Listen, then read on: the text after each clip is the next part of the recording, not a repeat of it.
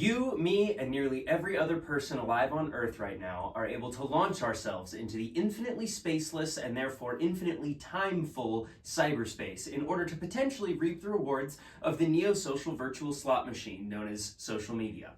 No one seems to have anything to say about this very weird state of affairs, myself included.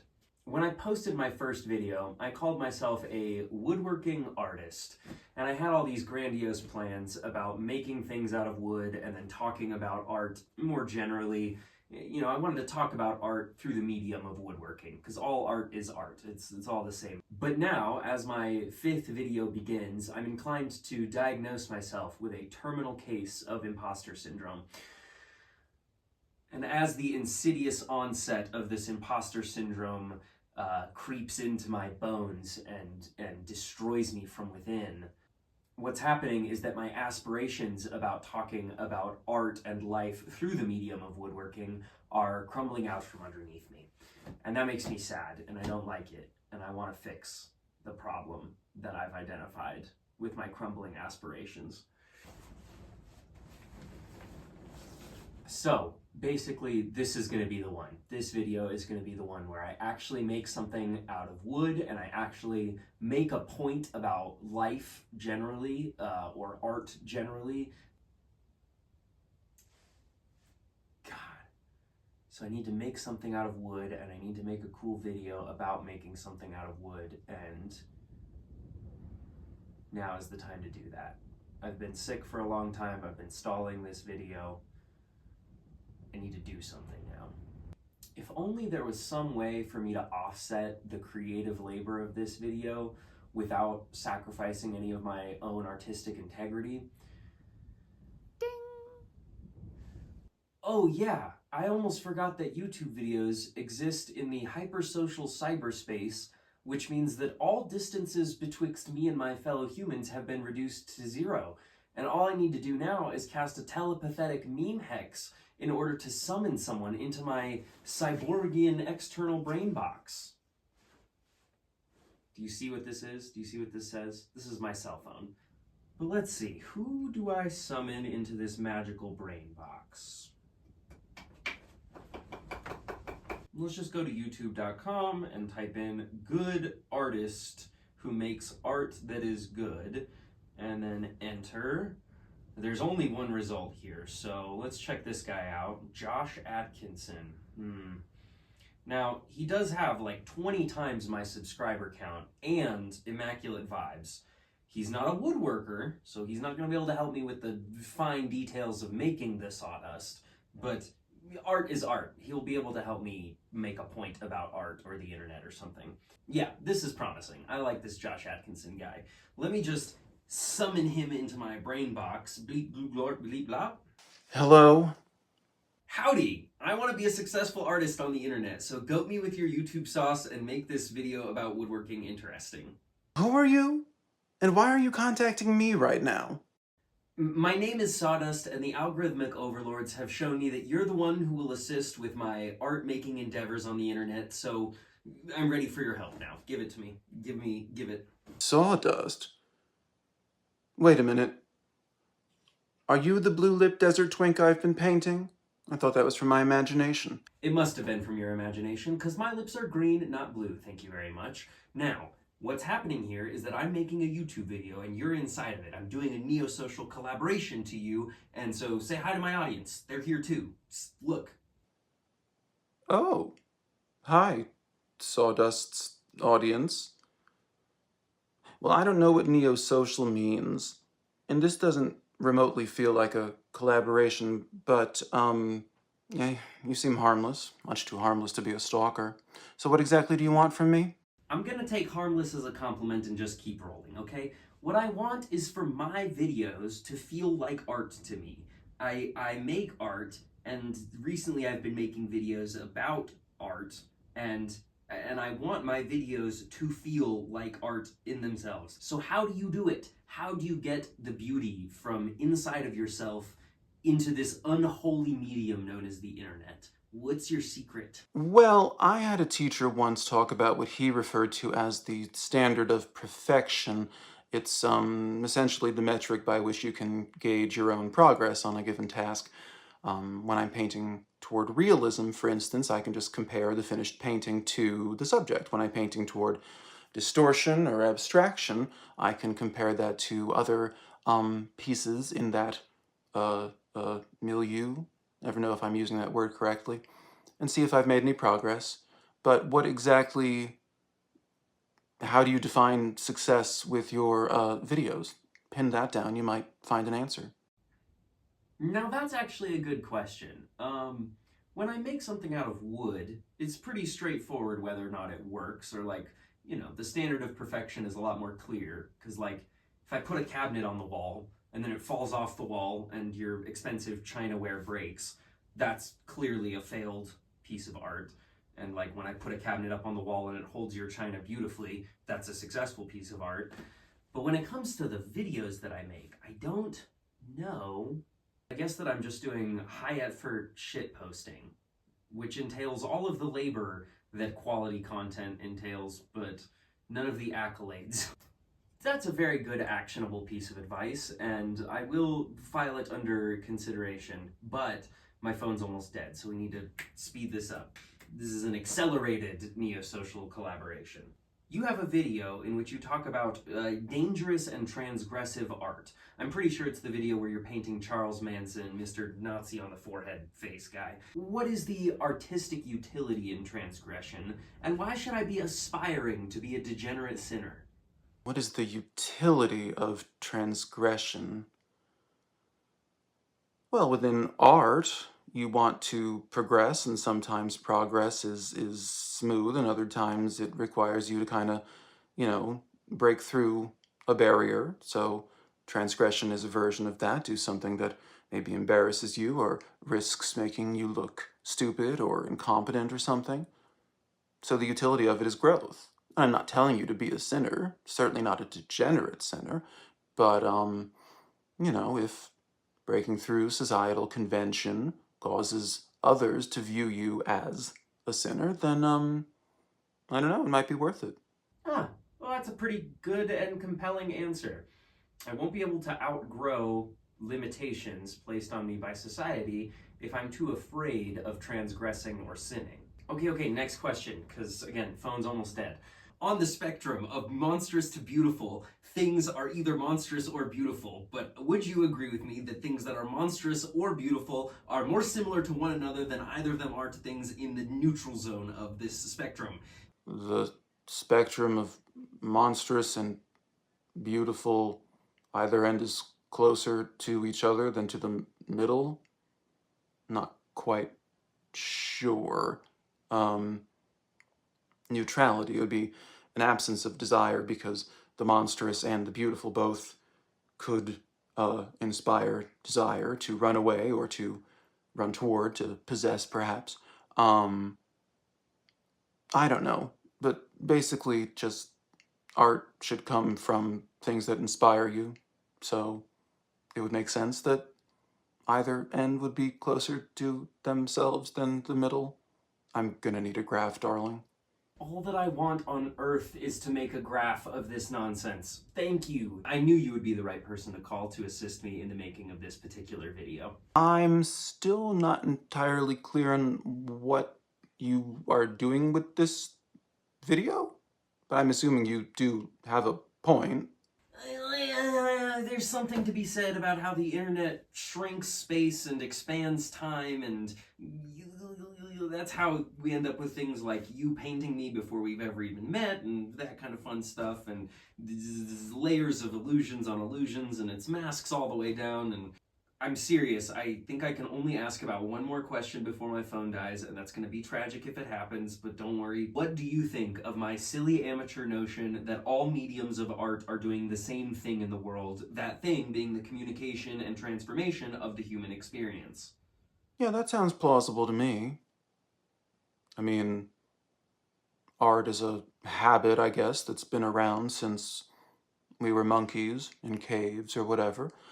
Um, I don't know why sometimes the urge to connect, if that's what all art is doing, I don't know why it manifests in trying to record things with paint or charcoal, as opposed to dancing or singing or makeup or whatever. I really don't know. But no, I think it's fair to say they all have a unifying purpose, something to connect. For me, I've always felt unable to connect with people in a sort of small talk way at parties or whatever, and so I've turned to various forms of performance and visual art and, well, really lots of different kinds of art forms. I mean, I could give you a more comprehensive view. It all started when I was 7 or 8. In the movie Hellraiser.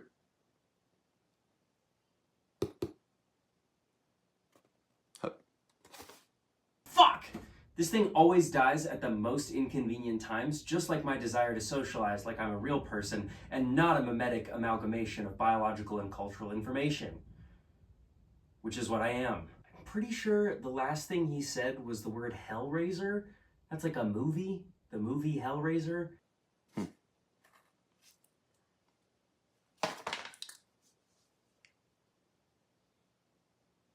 Bad connection. Desert Wi-Fi, maybe. Do any of you know what I'm supposed to do now?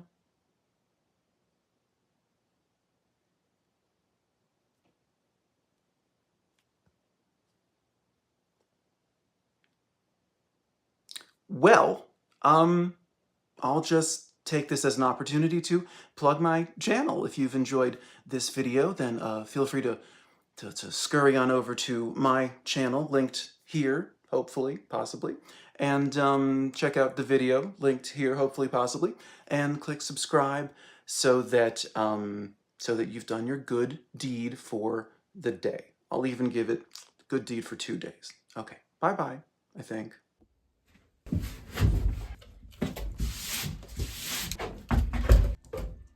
Alrighty, you're probably thinking to yourself right now, why was the twink on FaceTime while the painter was on speakerphone? And to that I would say, suspend your goddamn disbelief.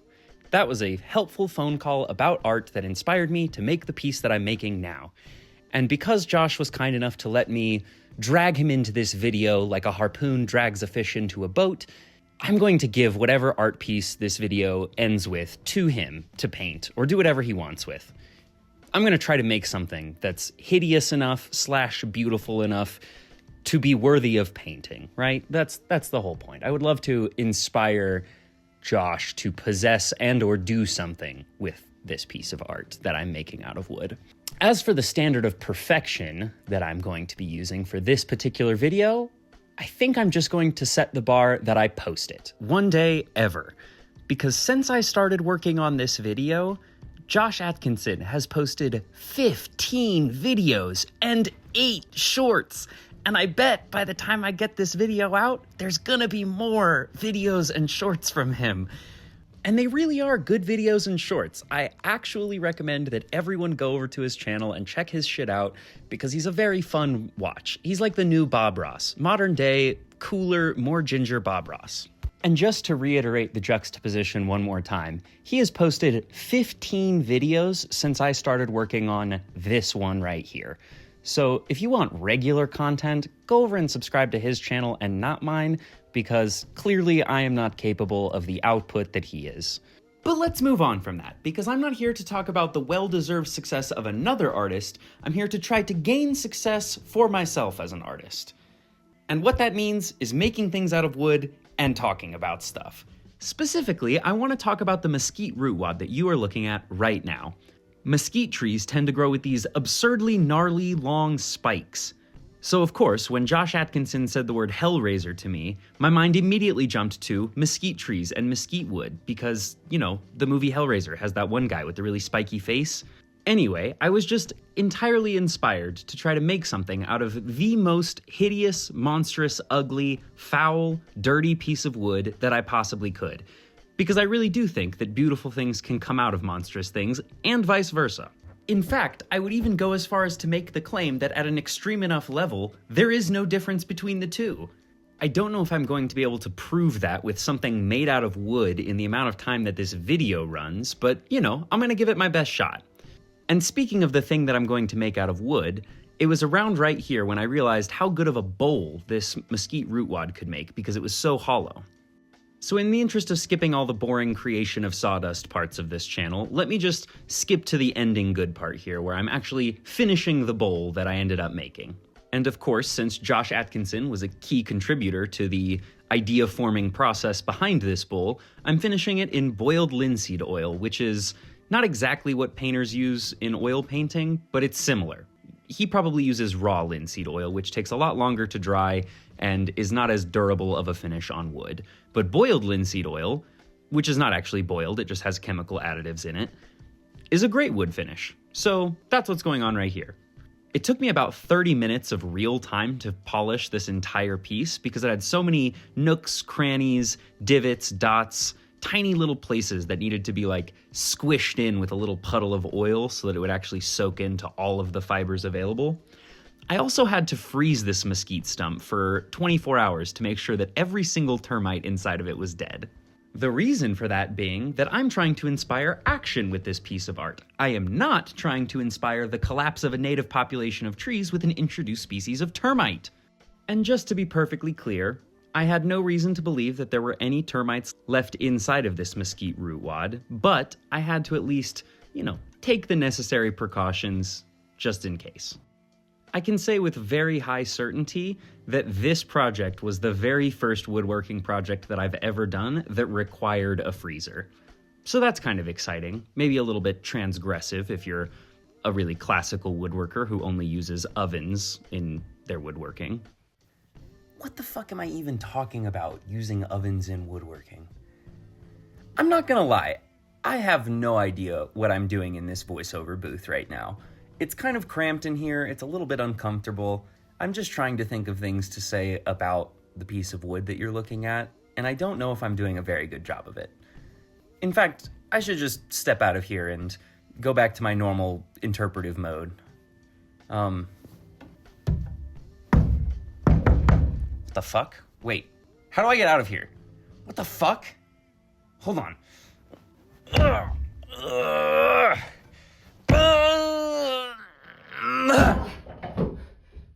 Okay. Well, that was harrowing. I did not expect to almost get stuck in voiceover mode, but whatever, such is life. Real quick. Now that we're in interpretive mode again, dun dun dun dun, interpretive mode. See, I have the microphone back and everything. I'm doing it. I'm doing the thing. This is the CCRU writings, 1997 to 2003, and I'm just gonna get rid of that whole thing and push the Thousand Plateaus, Capitalism and Schizophrenia volume to the forefront of this channel now. The astute among you will have noticed that there were some Landian themes, I will say, throughout the beginning of this series. And to be quite honest, now that Curtis Yarvin is pissing in the ear of J.D. Vance, who's pissing in the ear of Donald Trump, accelerationism is a lot less fun. It's a lot less cool of an aesthetic. It's a lot less exciting of an idea to engage with. But these are good ideas to engage with. So I'm just going to gently and respectfully tuck this one away right into here, where it will come in useful later. So, interpretation mode. We're interpreting a piece of art today. Some of you probably like interpreting art on your own without too much input from the artists themselves, but that's not what this is. I'm here to interpret my own art. And I know what you think this is because you are the one Patreon subscriber that I have. No, maybe you're one of the other Patreon subscribers that I have, and I don't actually know what you think about this. The one Patreon subscriber that I do have got early access to this piece of art, and they got the chance to do some interpretive work on it, and they had a pretty cool interpretation that this is a representation of the conservative government. And as an interpretation, that's really not horrible to see the Conservative Party in this bowl. Why not? See anything in anything. Pareidolia. This is a piece of art. It has a title. The title of this piece of art is Pareidolia Priapism, What the Dog Brought In. Let's take that bit by bit, shall we? Pareidolia is, of course, seeing patterns in places where those patterns don't exist. I associate it most commonly with faces, because I think a lot of times pareidolia does involve seeing like faces in wood grain, for example, or just clouds anywhere. I'm sure you can't connect that to anything about this particular piece of art at all.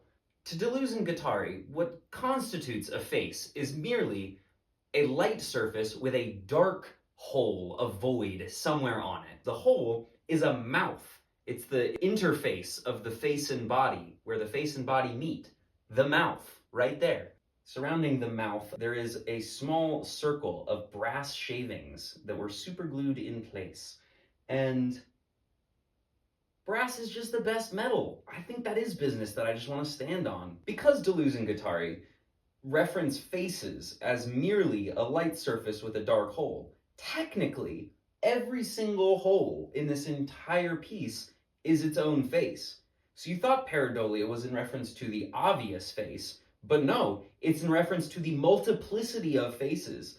Not only are there tons of faces in the little tiny holes scattered all over the various surfaces, but this gaping void in the middle, the center of the bowl itself, is such a void in a light surface, right? It's a 3D surface, but the bowl is a mouth. It's all faces. That's all this is. It's masks on masks on masks. Priapism. If you ever experience priapism, go visit a doctor. It's important. Priapism is when you experience an erection that lasts longer than 4 hours.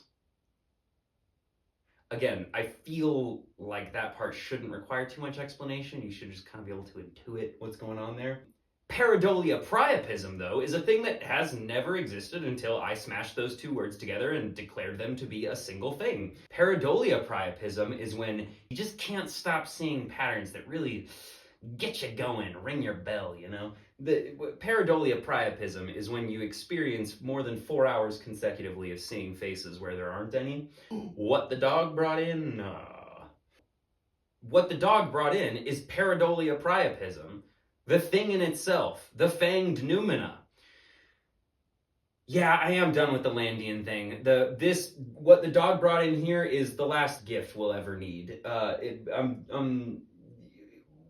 Playing accelerationist has become boring. So, this is a piece of Deleuzian work. The things that I really see in this piece of art are things that I noticed because I was intimately close with this thing as I was removing layers and layers and kind of working through the strata. There are cities, plural, in this bowl right now. There were at least 2 different species of termite that were inhabiting this area. There are little tiny holes, super fine track marks from one species of termite, and another species of termite left very large, gouging, less trails and more highways, I would say. Multiplicities, multiple cities, strata, stratification, layering, wood grain. In the time lapse, you saw me cut off this section of branch right here in order to leave room for that head to be glued on. And that head is made of sugar pine, which is a very finely stratified wood. I did not carve this head out of a single block of wood. It's actually 3 blocks of wood glued together. And the interesting effect of gluing those 3 blocks together with their particular fine grain is that now the head up close has these very clear breaks in the stratification, in the lines of the wood grain. And so you might say there's a double articulation of layering and stratification. There's the stratification of the wood grain itself, and then the stratification of the wood grain. Layers on layers, broken diagonal lines of flight to the outside. The cool thing about this is that it's really weird to look at from basically any angle. Like you can position this in any way and photograph it from any angle, and it looks kind of unnatural, kind of improbable from several, if not most, angles. Like it defies projection onto a 2D plane, which I like. That's a cool thing for a painter to play with, maybe. Maybe Josh Atkinson will enjoy finding a way to orient this and paint it. So basically, when you look at this bowl, I want you, specifically you, to think about diagonal lines of flight to the outside. I want you to think about faces, faciality. I want you to think about light surfaces, dark holes. I want you to think about priapism, and I want you to think about multiplicities, textures, gradients, intensities. Think about all of that as you look at this piece of art that I made. Ponder on it, chew on it, consume it. So that's pretty much all I have to say about this particular piece of art. Now I just need to send it off and consider this project done. I can move on to my next project finally. Unfortunately, this is going to be a hard thing to ship, so let me go dig around in my scrap wood pile real quick and see if I can find like something that'll work as just kind of a shipping crate. I don't want to get too fancy with it, but I should build something for this to go in so that it can survive the journey. Okay, that's a lot of words.